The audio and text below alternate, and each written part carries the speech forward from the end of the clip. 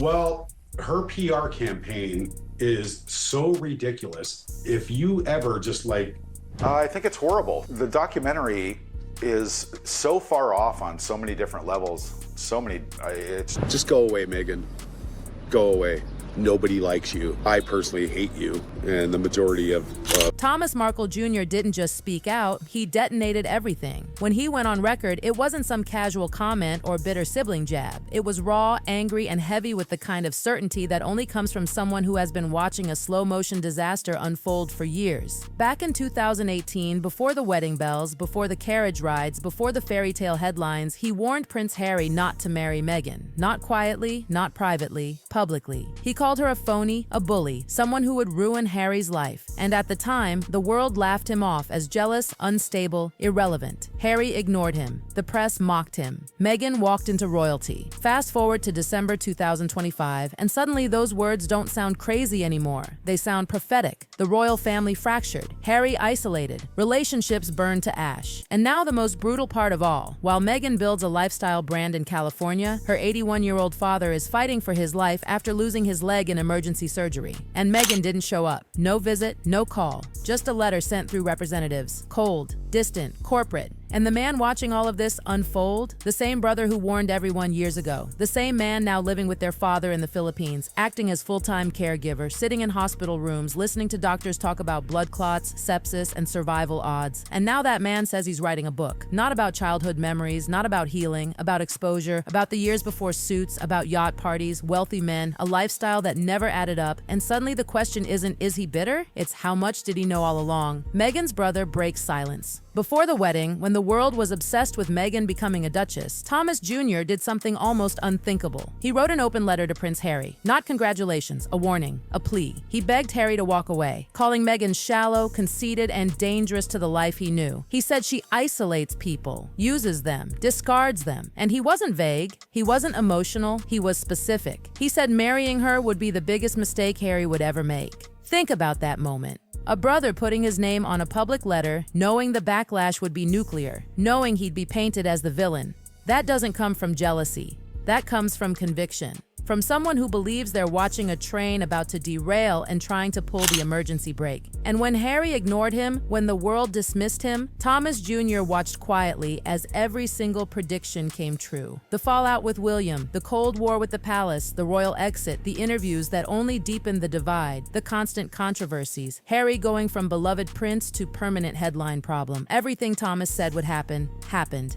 None of us were ever coached or given any help with the paparazzi or press since the very beginning. He said she treats people as disposable, useful until they're not, then gone. At the time, people said he was projecting, bitter. But now, that description fits far too well. Harry is cut off from his brother, distant from his father, living thousands of miles away from everything he knew. And every time they appear together, Meghan leads. She speaks, she directs, Harry follows. The dynamic Thomas described years ago plays out in real time. And that's why this moment matters. Because if Thomas was right about her behavior back then, what else was he right about? What did he see during the years before fame, before the palace gates, before the carefully curated image? Now we land in December 2025 and reality turns brutal. Thomas Markle Sr., 81 years old, goes into emergency surgery. Not cosmetic, not elective, life or death. A blood clot cuts off circulation. His leg turns black and blue. Surgeons amputate his foot and lower leg in a 3-hour operation. Doctors watch closely for sepsis. He's already survived 2 heart attacks and a stroke. Recovery at that age isn't just hard, it's terrifying. The family name. I mean, she's basically ditched the family years ago, but now the family name is gone as well. This is Thomas Markle Jr. And who's there? Thomas Jr., not Meghan, not intermediaries, not PR teams. The son living with him, caring for him, sitting through the most dangerous days post-surgery. Meanwhile, Meghan's response comes days later. A letter, sent through representatives, no call, no FaceTime, no visit, just distance. That moment changes everything, because this isn't about tabloids or wedding drama anymore. This is a parent fighting for life. And when you handle that like a business transaction, people notice. Thomas Jr. didn't hide his anger. He said there was no outreach, no concern that felt real. And he reminded people this wasn't new. When the media storm hit in 2018, the family was given no support, no guidance, left to drown while Meghan moved on. And here's the part that stings the most. While her father recovers without a leg, Meghan films a Netflix show about compassion, healing, family values, authentic living.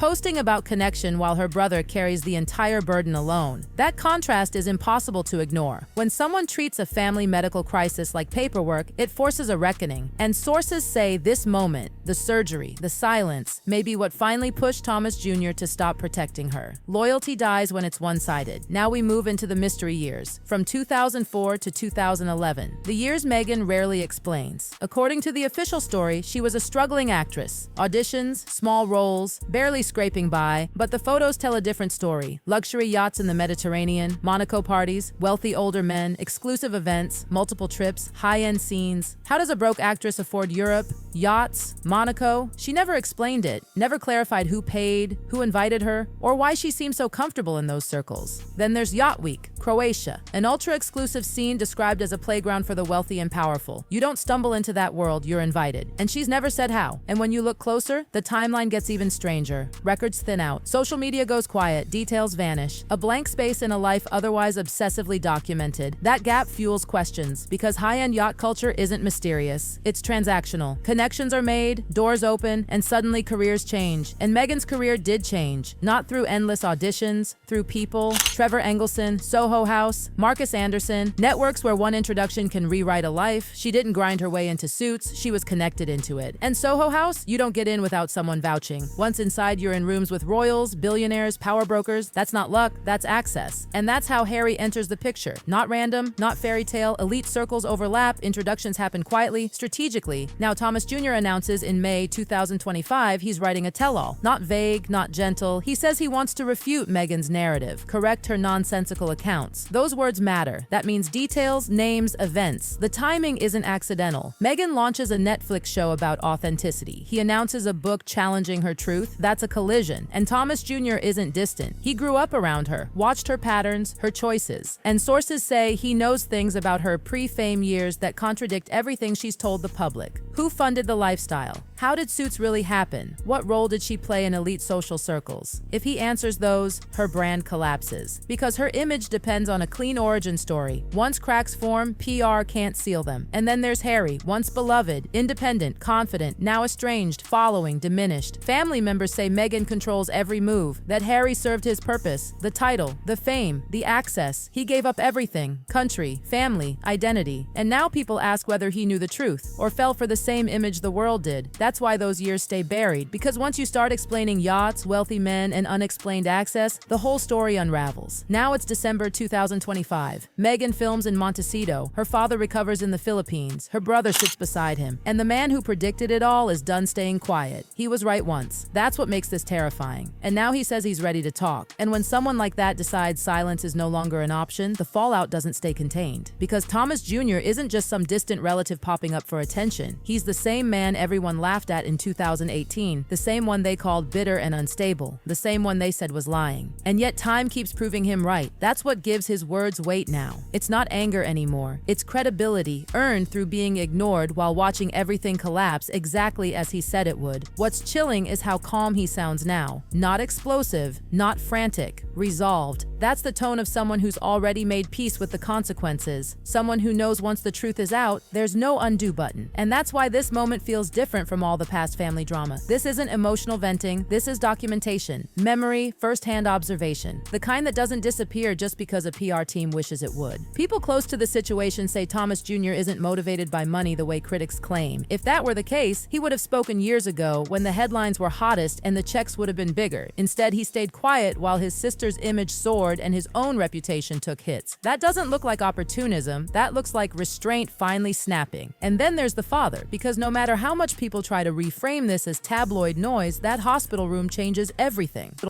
An 81-year-old man waking up without his leg, learning to sit, to stand, to live again. And the daughter who once spoke endlessly about compassion choosing distance. That's not a headline, that's a moment you don't forget. And moments like that rewrite loyalty permanently. Thomas Jr. is watching the public praise Meghan's speeches about healing while privately living the opposite reality. He's watching the world applaud words that don't match actions. And when that gap becomes too wide, people talk. Not out of revenge, but out of exhaustion. Out of the need to correct the record before it's almost too late, because here's the truth nobody wants to say out loud. Image is fragile. It only works as long as no one from the inside contradicts it. Strangers speculating can be dismissed. But siblings? People who shared kitchens, holidays, arguments, real life? They're harder to silence. They remember things interviews never mention. They saw what happened when cameras weren't rolling. That's why the yacht years matter. Not because of scandal alone, but because they challenge the foundation of the story. They force people to reconsider how success actually happened, whether doors opened because of grit or because of access most people never get. And if Thomas Jr. can connect those dots clearly, the conversation changes overnight. And Harry, he's standing at the center of it all, whether he wants to or not. A man who believed love would protect him, who believed he was rescuing someone. Now, people wonder if he was the one being guided, shaped, used as a bridge into a world of status that was always the real prize. That's a brutal realization for anyone, especially someone who already gave up everything. This isn't about hating Meghan. It's about truth catching up, about stories having two sides, about the cost of cutting off everyone who knows where you came from. Because eventually someone decides they're done carrying secrets that never benefited them. And once that happens, it doesn't matter how polished the brand is. Memory doesn't care about contracts or titles or Netflix deals. It just exists, waiting. And Thomas Jr. sounds like a man who's done waiting. So now the only real question left isn't whether this book will cause damage. It's how much of the story people were never meant to see, and whether, once it's out, anyone will ever look at the fairy tale the same way again.